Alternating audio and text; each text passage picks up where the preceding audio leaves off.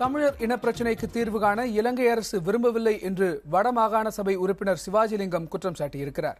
இலங்கை தமிழர்களின் எதிர்பார்ப்பிற்கு ஏற்ற விதத்தில் தீர்வு காண இந்திய பிரதமர் நரேந்திர மோடி ராஜபக்சேவை நேரில் வலியுறுத்தியும் நாடாளுமன்ற ஒப்புதலோடுதான் பிரச்சினைக்கு தீர்வு காண முடியும் என்று கூறுவது இலங்கை அரசின் பிற்போக்குத்தனமான எண்ணத்தை வெளிப்படையாக காட்டுகிறது என்றும் அவர் விமர்சித்திருக்கிறார்.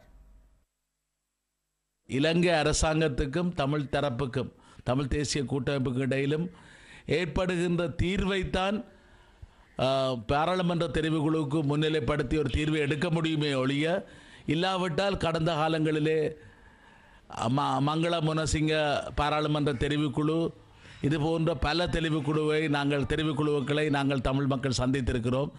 எந்த தெரிவுக்குழுவும் எங்களுக்கு தீர்வை வழங்கவில்லை. ஆகவே இந்த தீர்வை வழங்காத தெரிவுக்குழுவிலே போய் காலத்தையும் நேரத்தையும் வீணடித்து உலகத்தை ஏமாற்றுவதற்கு தமிழ் தேசிய கூட்டமைப்பு தயாராக இல்லை.